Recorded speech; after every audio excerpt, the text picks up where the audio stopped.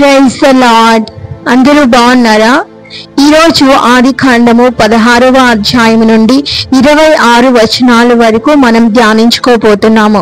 అయితే ఈ యొక్క 10 వచనాల్లో ఎన్నో విషయాలు దాగున్నవి. అవేంటో మనం చూసినట్లయితే మొదటిగా ఆది కాండము 4వ అధ్యాయము 16వ వచనము. అప్పుడు కయ్యోను యెహోవా సన్నిధి నుండి బయలుదేరి వెళ్లి ఏదోనకు తూర్పు దిక్కునున్న నోదు దేశమునకు కాపురముండెను. కయ్యోను తన భార్యను కూడినప్పుడు ఆమె గర్భవతి హానోకుని కనెను. అప్పుడు అతడు ఒక ఊరు కట్టించి ఆ ఊరుకు తన కుమారుని పేరు హానోకు అని పెట్టెను. ఇక్కడ ఈ యొక్క కయ్యోను ప్రభుకు వ్యతిరేకమైన పనులు చేశాడు కనుక దేవుని నుంచి దూరంగా పంపించబడ్డాడు. అక్కడ తన భార్యను ఒక స్త్రీని వివాహం చేసుకొని ఆ స్త్రీ గర్భవతి ఒక కుమారుని కంటే ఆ కుమారునికి హానోకు అని పేరు పెట్టి ఆ కుమారుడికే కాదు తను నివసిస్తున్న పట్టణానికి కూడా హానోకు అని పేరు పెట్టాడు. ఈ యొక్క హానోకుకు ఈరాదు అనే కుమారుడు పుట్టాడు.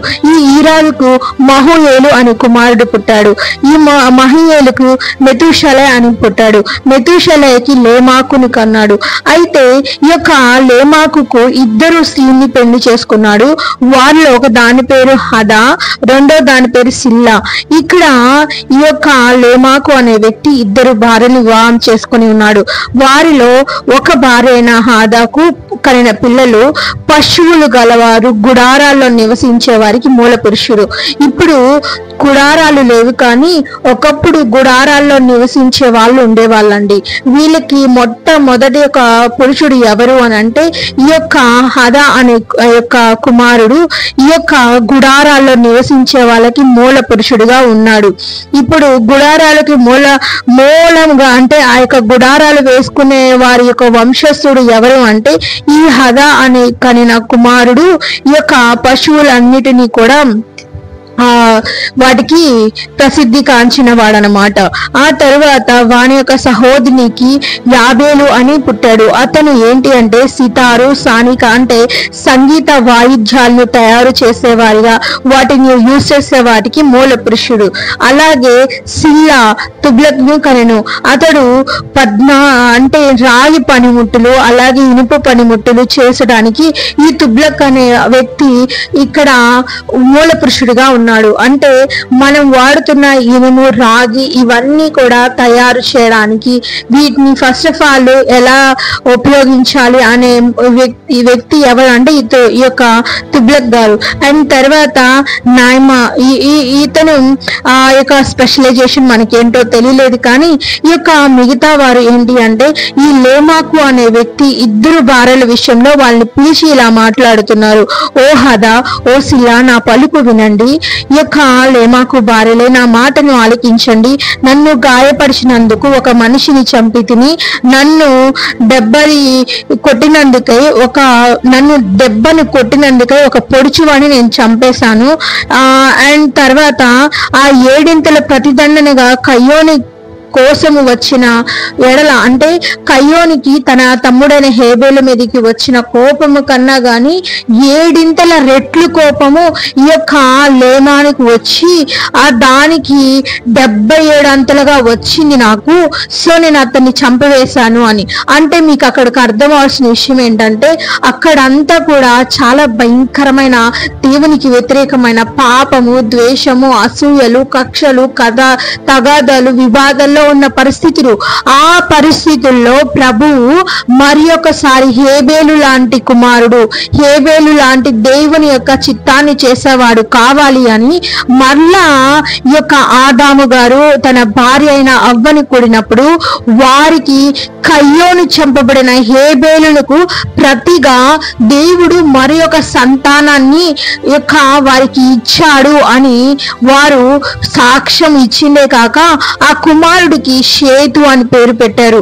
ఈ షేతు అనే కుమారుడు అతనికి ఏనోషు అనే కుమారుడు పుట్టాడు. ఆ యోనోషు పుట్టిన దగ్గర నుండి యెహోవా నామమున ప్రార్థన చేయడం ఆరంభించబడింది.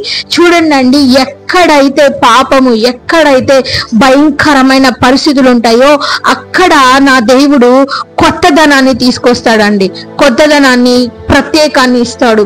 మన బైబిల్లో భయంకరమైన పరిస్థితుల్లో ఉన్న ఆ ఆనాటి కయ్యోను సంతతిలో దేవుడు మళ్ళా ఆయన యొక్క ఉద్దేశాలు నెరవేర్చే కుమారుని షేతుని పంపిస్తే ఆ షేతు తన కుమారుడు పుట్టడం ఆరంభించగానే ఈ యొక్క లోకంలో ప్రార్థించడం, యేసుక్రీస్తు నామంలో, యెహోవా నామంలో ప్రార్థించడం ఆరంభమైంది. ఇది ఎప్పుడు అంటే ఈ భూమి పునాది వేసిన తరువాత ఈ భూమి మీద మొట్టమొదటిసారిగా ప్రార్థన అనేది ప్రారంభమైంది. ఎప్పుడు అంటే ఈ యొక్క షేతు యొక్క కుమారుడు ఏనోషు పుట్టినప్పుడు ప్రభు నామంలో, యెహోవా నామంలో ప్రార్థించడం జరిగిందండి. ఈ రోజు చాలా మన కుటుంబాల్లో పాపము భయంకరమైన పరిస్థితుల్లో ఉంటుంది. ఈ బంధకాల నుంచి, ఈ పరిస్థితి నుంచి ప్రభు మనల్ని విడిపించాలంటే, మనల్ని రక్షించాలంటే, మన చుట్టూ ఎటువంటి భయంకరమైన పరిస్థితులు ఉన్నప్పటికీ కూడా మనము షేతులాగా, ఏనోషులాగా యెహోవా వైపు తిరిగి, ప్రభు వైపు తిరిగి ప్రార్థించే వారిగా ఉండాలని ప్రభు ఆశపడుతున్నాడండి.